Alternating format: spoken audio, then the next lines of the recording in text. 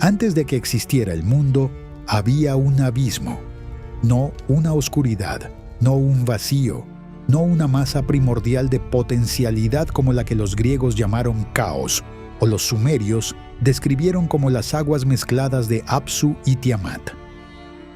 Los nórdicos imaginaron algo diferente y más perturbador: un agujero, un espacio sin fondo llamado Ginnungagap, la abertura que bosteza, la grieta que precede a todo. No tenía dimensiones porque no había nada fuera de ella con qué medirla. No tenía temperatura porque la temperatura requiere algo que la contenga. Era simplemente la ausencia de todo, tan completa y tan absoluta que incluso llamarla vacío sería darle más de lo que tenía.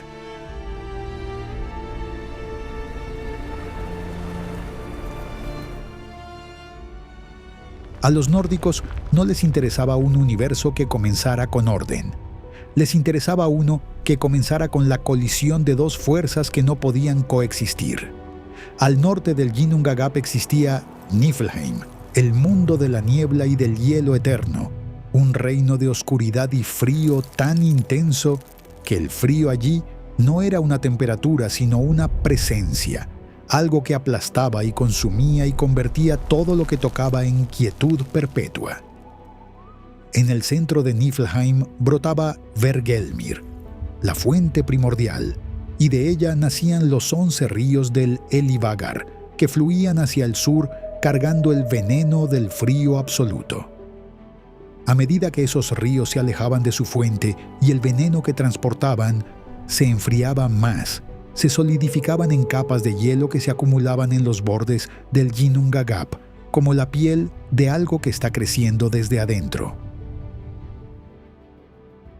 Al sur del Ginnungagap existía Muspelheim, el mundo del fuego, un reino de llamas tan antiguas que no necesitaban combustible para mantenerse porque eran anteriores a cualquier material que pudiera quemarse.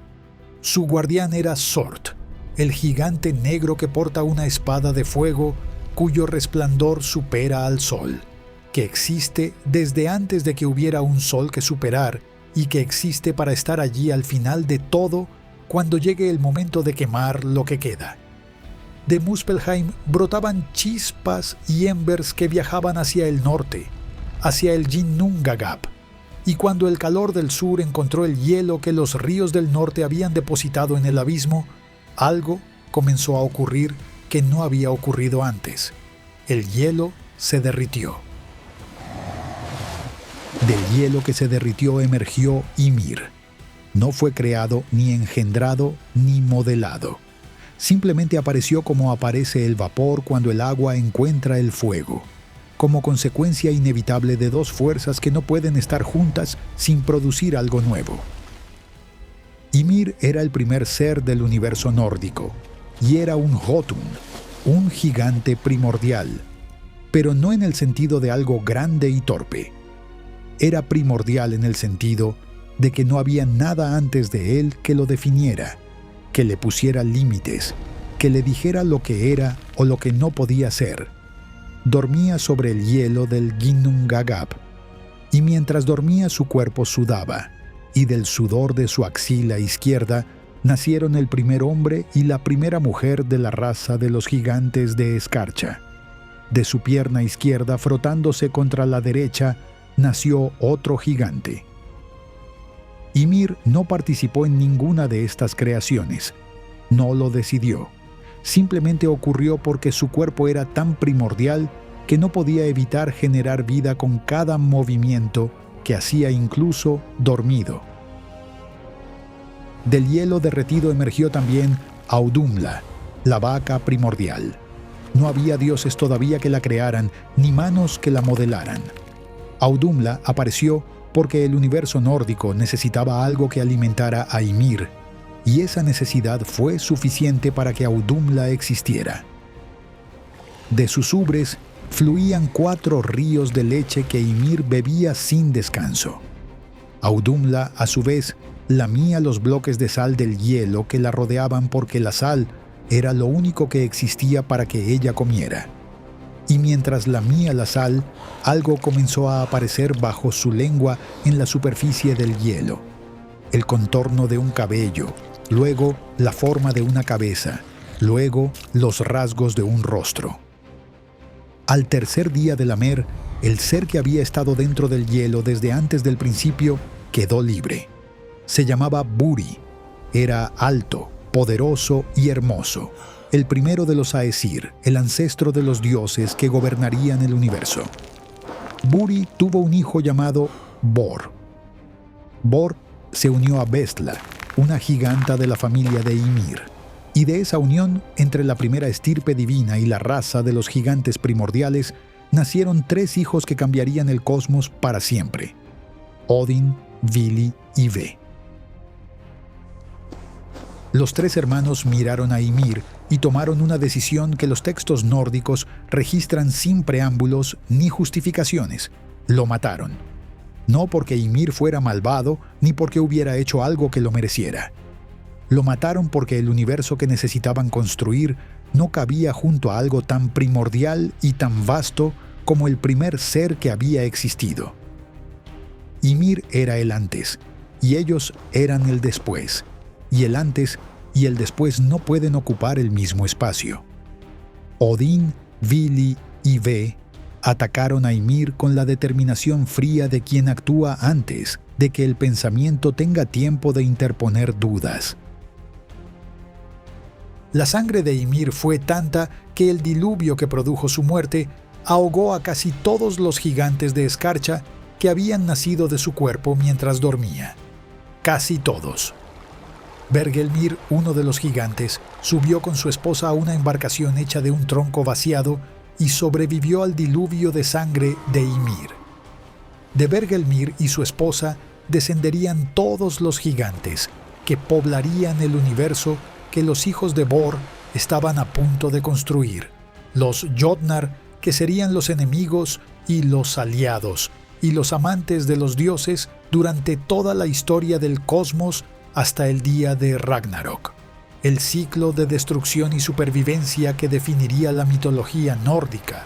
Comenzó aquí, en este primer diluvio, antes de que los dioses terminaran de construir el mundo. Odin, Vili y Ve tomaron el cuerpo de Ymir y comenzaron a trabajar con él. De su carne hicieron la tierra, la Midgard, la tierra media donde los seres vivos caminarían. De sus huesos hicieron las montañas. De sus dientes y de los fragmentos que se astillaron cuando los huesos fueron trabajados, hicieron las piedras y los guijarros. De su sangre hicieron el mar y los lagos y los ríos que recorren la superficie de la tierra. De su cabello hicieron los árboles.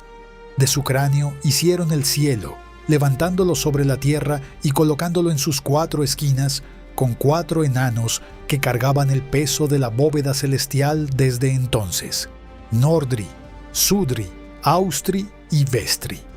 Los 4 puntos cardinales tomando forma de voluntad divina.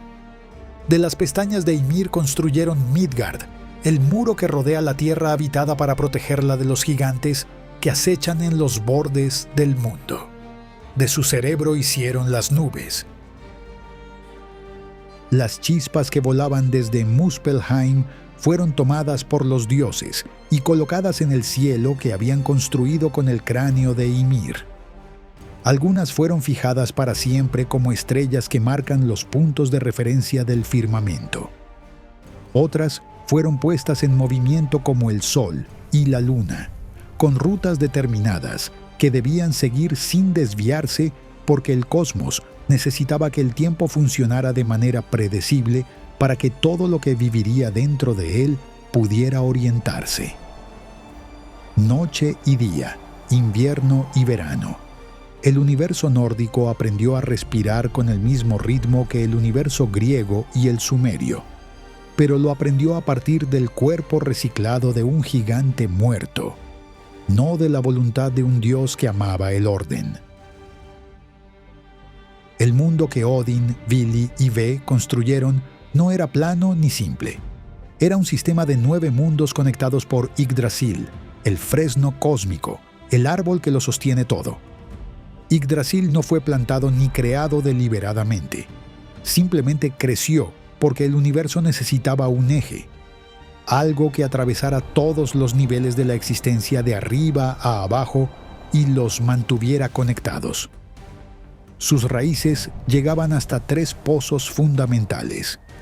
La primera raíz llegaba hasta Asgard, el mundo de los dioses, donde el pozo de Urd guardaba el agua con que las Nornas regaban el árbol cada día para mantenerlo vivo. La segunda raíz llegaba hasta Jotunheim, el mundo de los gigantes, donde el pozo de Mimir guardaba la sabiduría de todo lo que había ocurrido desde el principio del cosmos.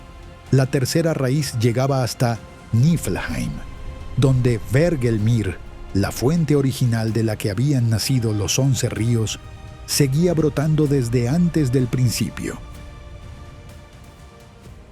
En las ramas de Yggdrasil vivía una colección de seres que habían aparecido con el árbol, o que habían llegado a él porque era el único punto del universo que tocaba todo lo demás. Un águila de sabiduría inmensa habitaba en la copa y miraba el cosmos desde arriba. Entre sus ojos vivía el halcón Vedrfolnir, que observaba con una agudeza que ningún otro ser del universo igualaba. Por el tronco corría Ratatoskr, la ardilla cuyas intenciones no eran inocentes. Transportaba mensajes entre el águila de la copa y la serpiente Nidogr, que roía las raíces desde abajo. Mensajes que siempre eran insultos cuidadosamente elaborados para mantener a los dos en un estado de hostilidad permanente, porque Ratatoskr vivía del conflicto que generaba. 4 ciervos, Dain, Dvalin, Duneir y Durathror, pastaban entre las ramas de Yggdrasil mordiendo los brotes nuevos, y Nidhogr, la serpiente del caos, roía las raíces desde las profundidades de Niflheim sin descanso, intentando desde el primer día del universo cortar lo que lo sostenía todo.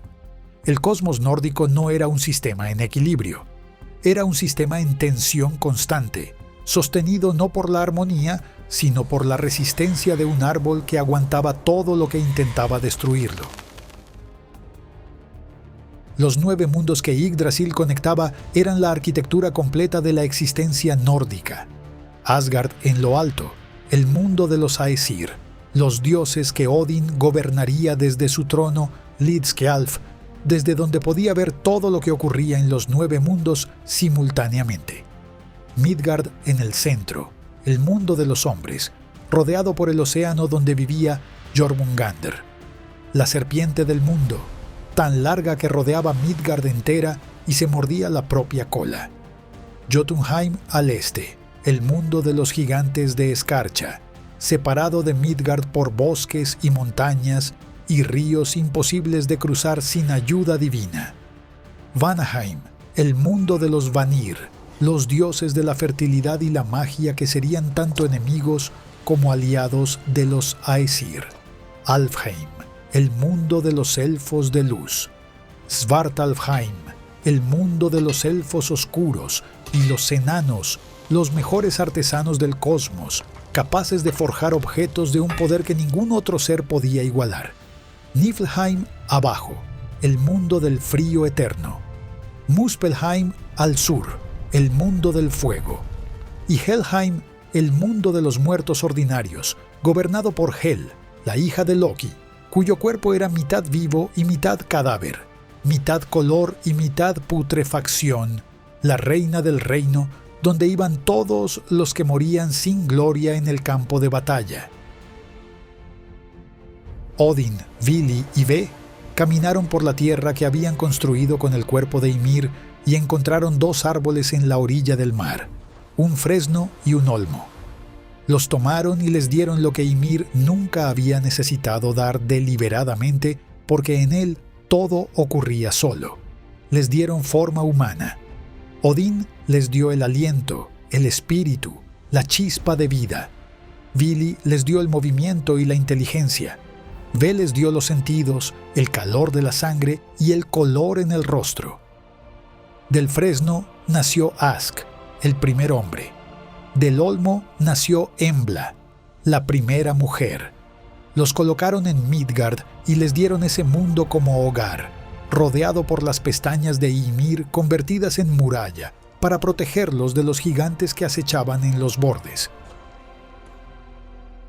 Pero el mundo nórdico tenía algo que ningún otro cosmos mitológico había incorporado tan explícitamente en su estructura desde el primer día: una fecha de vencimiento. Las Nornas, las tres tejedoras del destino que vivían junto al pozo de Urd bajo las raíces de Yggdrasil, conocían el final del universo desde el momento en que comenzaron a tejer. Urd, lo que fue; Verdandi, lo que es; Skuld, lo que será. Las tres regaban las raíces de Yggdrasil cada día con el agua del pozo y cubrían el tronco con la arcilla blanca del pozo para mantenerlo vivo. Y mientras lo hacían, tejían el destino de cada ser que existía en los 9 mundos, incluidos los dioses. Ninguno escapaba de lo que las Nornas habían determinado. Ni Odín desde su trono, donde veía todo; ni Thor con su martillo que ningún gigante había resistido; ni Freyr, ni Freya, ni Tyr, ni ninguno de los Aesir o los Vanir. El universo nórdico fue construido sabiendo que terminaría. Ragnarok no era una posibilidad ni una amenaza. Era una certeza tejida en la estructura misma del cosmos desde el día en que Odin, Vili y Ve levantaron el cráneo de Ymir y lo convirtieron en el cielo. Odin lo sabía. Por eso hizo lo que hizo después. Buscó la sabiduría con una urgencia que los demás dioses no entendían completamente.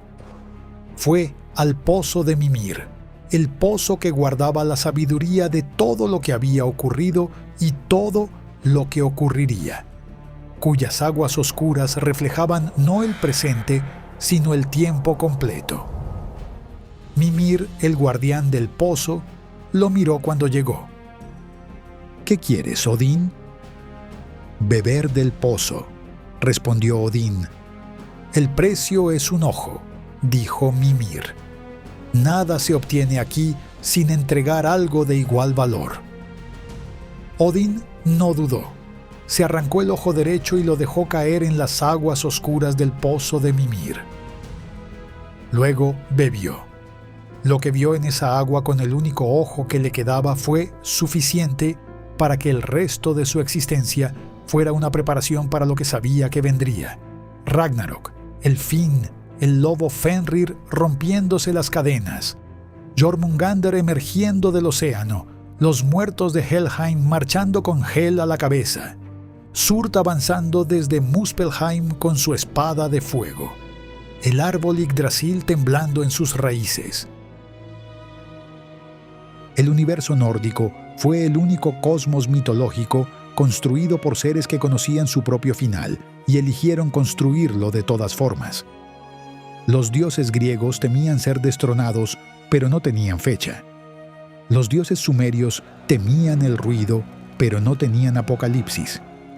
Los dioses nórdicos construyeron el mundo, poblaron los 9 mundos, dieron vida a los hombres, establecieron las leyes del cosmos, y todo el tiempo sabían que un día, un invierno, que duraría 3 años, caería sobre el mundo sin que ninguna estación llegara a interrumpirlo. Y después de ese invierno, vendrían los lobos a tragarse el sol y la luna, y después de los lobos vendría el fuego, y después del fuego no quedaría nada excepto el agua, y emergiendo de ella lentamente una tierra nueva. No es la mitología de los que buscan la inmortalidad. Es la mitología de los que saben que todo termina y deciden que eso no cambia nada de lo que hay que hacer mientras dure.